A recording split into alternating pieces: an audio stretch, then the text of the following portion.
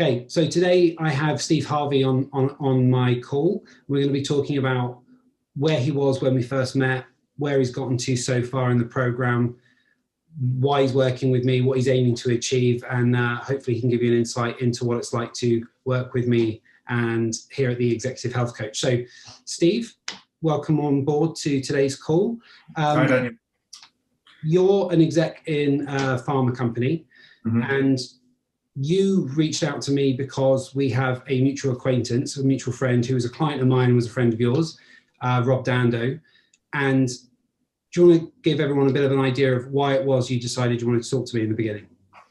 Yeah, there's a number of reasons, really. I mean, yes, the trigger to action, I guess, was Rob, and seeing Rob's great results and having known Rob for many years and known how he struggled with the kind of things I've struggled with in terms of weight for many years. We have sort of similarities in that area. So I saw him having great results, but that was the trigger. But I was in a position of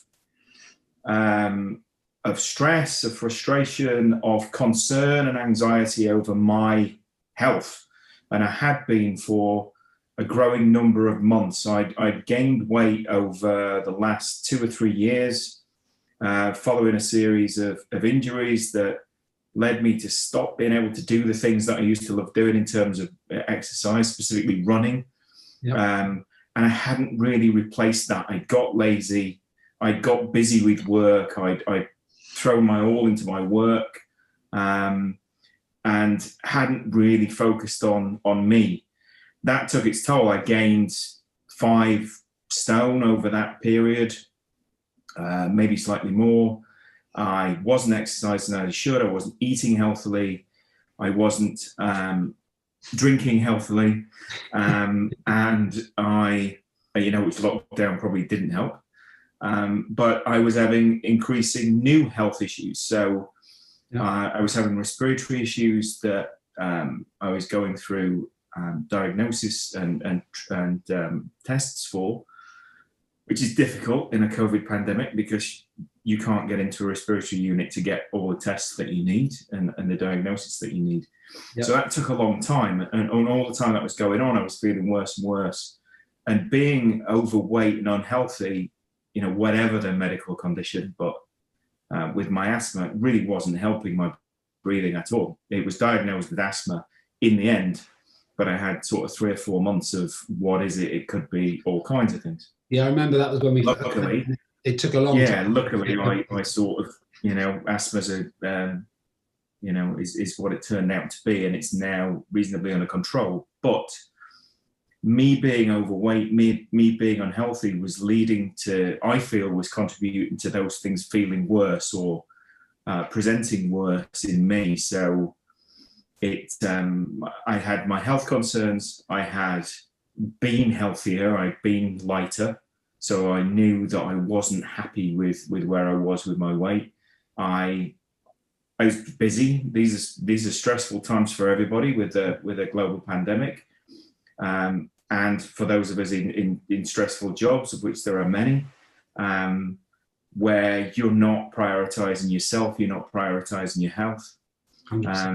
And I was doing all that. And I tried, I don't know what you'd call them. I tried fad diets before. I had lost a little bit of weight, but within months I put it back on again. And never significant, never a significant amount of weight, never sustainable, never had any real longevity to it. It was just up and down all the time.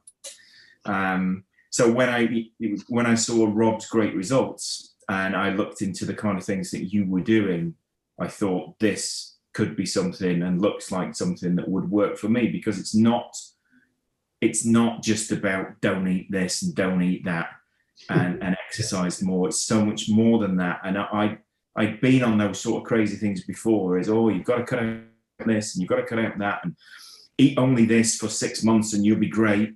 Yeah. Those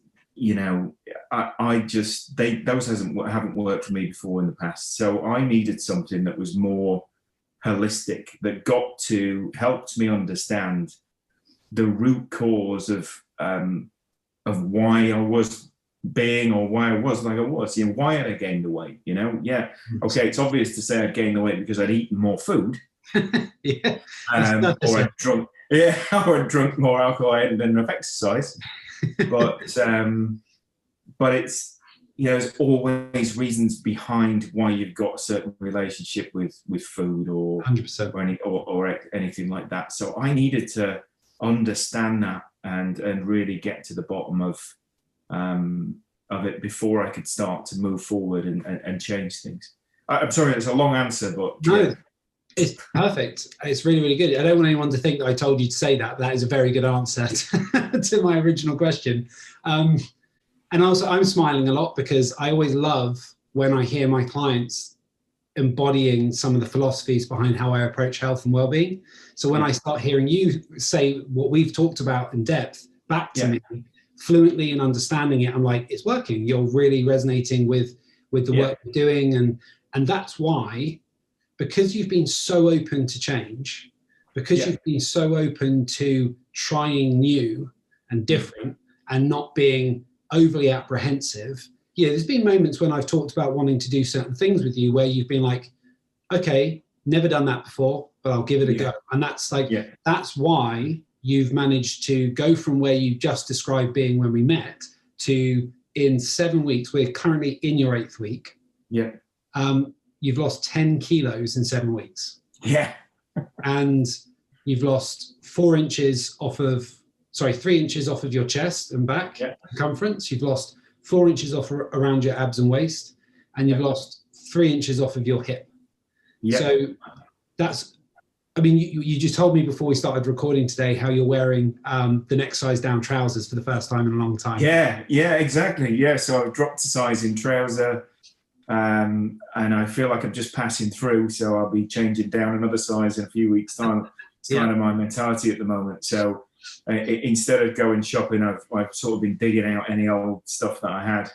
And there's always a few things in the back of the wardrobe that you've had in there, but you fit in them once, and then you grew out of them very quickly as you were on the way up, right? So I've luckily I've kept a few of them. They haven't all been charity shops. Most of them have, but I've kept some. So it's been great to dig some of those things out and put them on and think, wow, I haven't fitting these for a long time. So yeah, it's a very satisfying feeling. Yeah, for sure, 100%. I mean, you've really hit the ground running, and I think part of that is you knew that you had first-hand experience from having a friend go through the process and him getting great results in Rob Dando, and then you were like, right, couple that with your need to get your health in order, because having a respiratory problem and feeling unhealthy when there's a pandemic that affects the respiratory system is a scary thing. It's scary. Yeah. So I think you had the drive of also needing to get your health, not just wanting, but needing to get your health sorted. Combine those two with being open, and you've just absorbed what we've been working on. And I mean, like I said, it's 7 weeks in, you've lost 10 kg, and you actually are working with me on my kind of ultimate program I operate, which is the Executive Evolution Apex, which is a 52 program. Yeah, I'm in for the long haul, buddy. In for the long haul. And obviously a large proportion of what we've worked on so far has been about correcting nutritional problems that you had. We've looked at getting you moving again, but we've also incorporated, because you mentioned holistic in the first little bit, we've also incorporated a much more holistic approach. So there's nutrition and exercise is being looked at, but so is your sleep, so is your stress levels, which were a problem before, and so is your mental health and mindset. So first of all, the thing that everyone kind of looks at when they want to lose weight and get healthy is nutrition and exercise. Now, just looking at those two pillars of the 5-pillar approach we use at the Executive Health Coach, how has that differed from other approaches to losing weight you've done in the past? Because you mentioned restrictive fad diets and stuff. So how does that differ from what we've been doing? So I would say with this, all the other stuff I've done before, I would call, I've been on diets. I've been having to restrict or wipe out certain food types. You know, so people, now I've done it. So people will do a no carb diet for X number of weeks or months, and you'll lose weight. Of course you will, because you're not throwing carbs in which aren't great, but you're always hungry, you're not happy, you're miserable, you haven't got the energy, all those kind of stuff. Yeah. And it's not sustainable. You can't live without that kind of thing. You need a balanced approach. So with this, I found that, I've never felt like I've been on a diet. I feel like I eat healthier. I feel like my approach to food has changed. My attitude to what's on my plate has changed. And my relationship with food has completely moved away from what it was just a few months ago. But I'm still eating things that I like to eat. Yeah. I've never felt hungry. I've never felt like I'm missing out. I can still have an Indian takeaway. Yes, what I order is now completely different and much healthier, but I can still enjoy a takeaway with the family. I was going to say I could go out for dinner if anywhere was open. But, you might get arrested, but yeah. Yeah, exactly. But nothing, I don't feel like I'm missing out on a single thing. I look forward to my meals. I enjoy my meals. I mean, if anything, I'm enjoying my food more because of everything else that we're doing with it and how that's making me feel. So I have more energy. I'm a lot more alert. I'm a lot more, not just physical energy, but mental energy. I'm less tired all the time because not just the healthier stuff going in, but I think because of all the other things we're doing around the sort of mental aspect or the psychological aspect, the rest, managing the anxiety, managing stress, all the different sort of coping mechanisms and understanding mechanisms, that kind of toolbox approach, how I sort of feel it is, I've got sort of different things that help me with different areas, but you throw them all together and you've got something that really, really works for me. And I've seen it work for Rob as well, which helps. So I know that it's more than just those are what you put in your body. So when I've previously done those diets where you're just not eating a certain food type or, it's just not sustainable because it doesn't deal with the heart of it, doesn't get to the bottom of it. If you're eating if you're overeating because you're dealing with stress or anxiety, then if you stop yourself from eating, it's not dealing with the stress or the anxiety. So it's not taking away the problem. It's just taking away some of the symptoms for a short term. And I've been there, I've done that. So I know that it eventually, because you haven't dealt with the stress or the anxiety or your relationship with food and why you overeat or, your portion size is too big or whatever, or you're eating the wrong types of food, then, you just need to, for me, it's been really easy to grasp that and throw myself into it because it's interesting, it's educational, I'm learning, I'm figuring things out, which I thought which is great. At 51 I am now, and it's nice to learn new things and figure out new things, not just about what I eat and what I do and how I think, but about myself and my history and my past and how that's impacted who I am today. So it's all really, interesting. It's an interesting process to be in.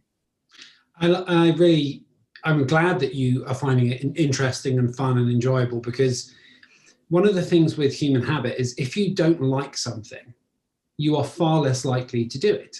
It's very simple. So whenever you make an approach to getting healthy and losing weight unenjoyable, you're pretty much dooming your progress and you're dooming your ability to sustain it.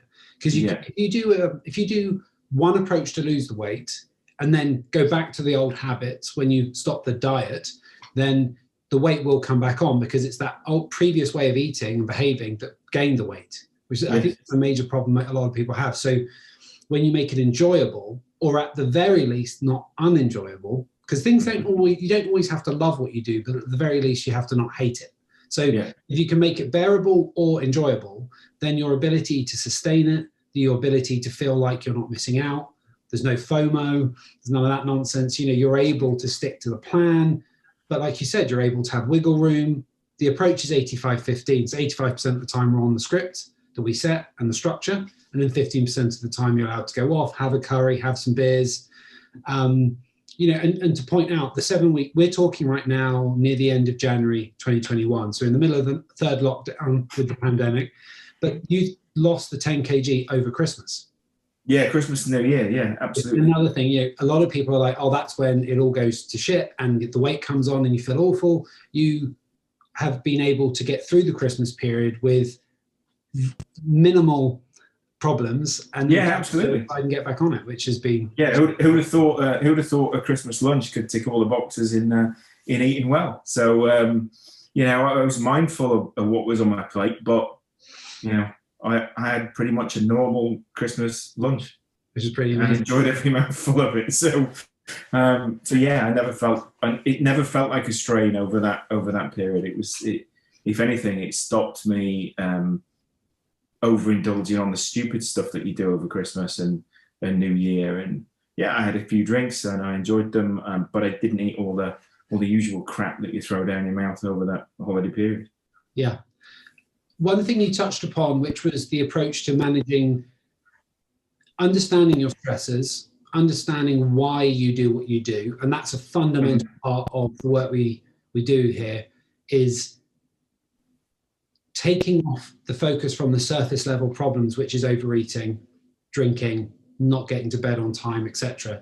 It's not focusing on that. It's looking at that and then pulling that thread and asking the question why the whole time until we get down to the root cause of the problem. Now, that process, like I said, we've only had 7 weeks. We're in the 8th week right now. But how fundamental to the ability to lose the weight and the size you've had and to feel as much improved as you do, how much of that do you think is down to the mindset work? I think to put a weighting on it, I'm not sure, but I would say the majority of it. I think without that mindset work, the rest of it could be hard, and it hasn't felt hard. And I think the mindset element of it is the bit that I found the toughest, the thing I've had to focus most on. The rest of it's come relatively easy, but maybe that's because I was doing all the mindset stuff and I threw myself into that and gave it the best chance. I think the mindset stuff, the reason I found it tough is because, as you say, you're pulling on those strings, but those strings are attached to you. They're inside your head, and it's your history, it's your reasons, it's your anxiety, it's your stress, your issues that you've had sometimes all your life, sometimes recently, whatever they are, and they'll be different for different people, I'm sure. Yeah. But they're hard things to open up and talk about and address, and they're hard things to understand how they affect who you are now and how that affects your interaction with your diet, with alcohol, with exercise, with work, with stress, with anxiety. Those sort of, it's a cliched term, but that kind of baggage that people carry around with them, you don't look at it. You lock it away and you leave it there because you don't want to open it up because it's not nice, a lot of it sometimes. So, but actually being encouraged to pick at it and look at it and dig deeper and talk about it openly, it's been both helpful and exhilarating, but at times, sad because you're looking at things that you might not necessarily want to look at or you haven't looked at before that you probably should have. Yeah. And that has played a big part, I think, in my, I know it's hard to put words to it, but it's been a big part in building my commitment to this whole thing, because I know that, one, it gives me confidence that it builds trust between you and I. So I know that you're helping me to do all the right things, not just because they work in general, but because they're the things that are going to work for me.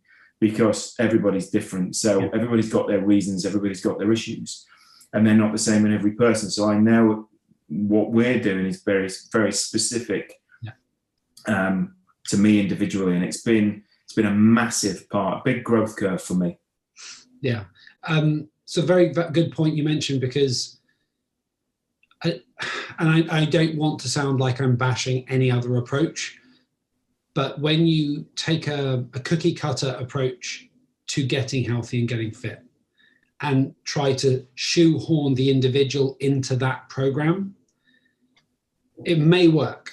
But a lot of, if it does work, is luck, rather than taking the person as the individual, helping them understand what the problems are, and then approaching that from a customized standpoint where, I work with all my clients in the same way, but how I coach them and what areas are focused on is always very different.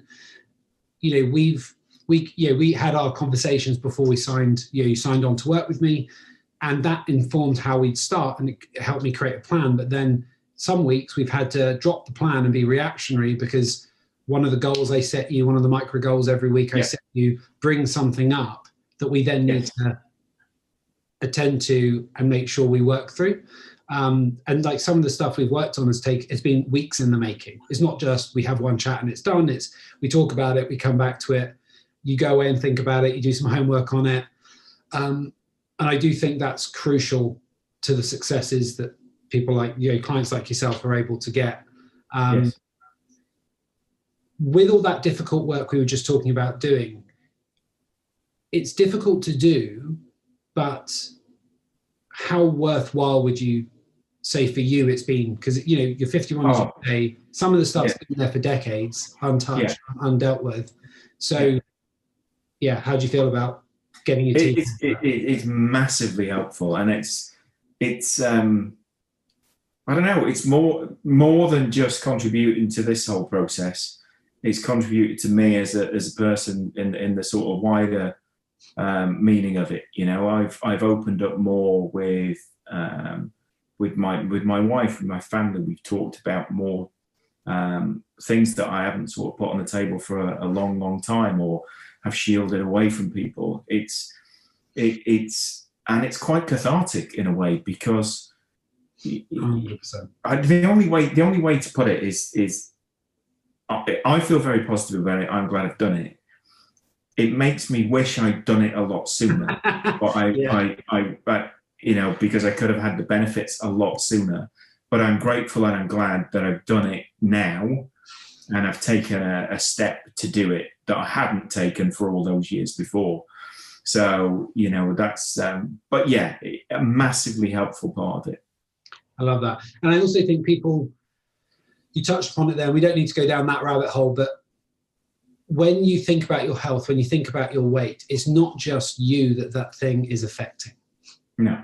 Right? If you are a husband like you are, if you are a father like you are, and if you're an exec, if you're a busy professional that's responsible for leading people, all those areas, you wear many hats. You're the individual, Steve, but you're also the father, you're the husband, and you're the boss. You're a colleague, you're an employee.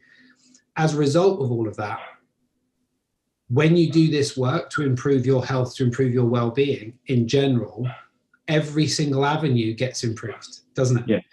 Yes, absolutely. My energy levels, my approach to things has changed. I think I'm a lot more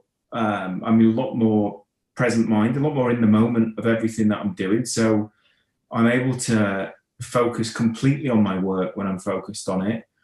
But at the same time, I'm able to switch off from my work, and I'm able to focus on my time with my family and enjoy that time and immerse myself in it and do more with it. So, I just feel like you end up, you've got more energy to do these things, but you're able to give yourself more completely to all these things when you've got more energy and you haven't got all this stuff going around in your head. You're able to focus more. So instead of, I can only relate to what I used to do. So instead of finishing work and thinking, I still got to do all these things and the stresses and the anxieties around work and the to-do list that I started off with a to-do list with 50 things on it today, and instead of wearing it down, it's now got 60 things on it. We've all been there, right? So you're going and you're sitting and you're with your family, but you're not with them. You might be sitting in front of the telly, but you're not really there. You're not engaging with them. There's no conversation. And I found over the last a couple of months, that there's more conversations going on in our house. There's more open conversation about stuff. Even if it's, just minor stuff, it's talked about. There's not sticking the idiot box on in the corner. It's let's sit and play a game together. Let's sit around a table together. We're having dinner at the time. It just sounds so obvious, right? But we're having dinner at the table and talking. We're not having dinner in front of the idiot box watching some rubbish that nobody's really that interested in. So just to pass the time while everybody's sort of winding down. So I feel that this process, particularly the sort of the coping mechanisms that we've talked about and the understanding mechanisms, I think has massively impacted my family life and my relationships, and even wider than my family, with my friends as well. So yeah, I love all of that, and very well put, by the way. It's kind of, a lot of people just don't realize how they're not prioritizing themselves, which you said at the very beginning, is actually damaging everything in their life. Every avenue, every relationship is subpar because they're not taking care of themselves. A lot of people say, I don't have the time to prioritize myself. I've got kids, I've got a wife, I've got a business I run. But if you prioritize yourself, every single one of those things improves. Yeah. And I was that guy. I'd never prioritized myself. It was always, I would like to think that I always prioritized other people and I prioritized my family. But when you start going through this kind of process, you realize that although you have given them some priority, it's not total. You haven't done it as you should. And by not giving yourself any kind of priority, you're never fulfilling that sort of role within the family, because you're not present. You're not in it. You're just somebody that's facilitating everything else happening. Yeah. It's really hard to explain, but I felt like I have a much more of a cohesive unit in the house now as a family than I did before. 100. Yeah, that's a summary of it. Is every relationship will improve. Yeah, you'll become a happier, healthier individual. I really appreciate you sharing all of that with me, Steve. I suppose if you've got any thoughts or any words that you would have wanted to hear when you were thinking about wanting to do something about your health but not sure what to do, bit of a loaded question here, but if somebody was on the fence about, maybe they're listening to this, watching this, going, well, it's worked for Steve, but it's not going to work for me. I've tried everything. Why is Dan any different, and the executive health coach any different to the other things that are out there that people have been contacted about, etc. So if you have anything you want to say on that, feel free to fire away. Yeah, I definitely do. I think I was lucky. I did hear what I kind of needed to hear at exactly the right time, as I said up front when I was talking about my health issues at the time and my concerns and my anxieties around that. Because a friend of mine in Rob Dando did reach out to me and did have the confidence to say, and based on that friendship, he did have the confidence to say to me, you should look at this. This works and it will work for you. And it's more than just, you can't eat this and you can't eat that. This is not that. And because he knew that I've tried that before, just as he had. And, back when Rob and I worked together for a few years way back, and even in the office, there was not just me and him, but a load of people, Wait's doing this. And you'd have a month where people were losing weight, and then it's like, oh, okay, that's over now. And everybody started to gain it again. So the scales got put away. And in the end, it was just like, no, I'm not even taking part in this diet because I know where it's going to lead to, right? I'm going to lose some weight, now I'm going to go back up.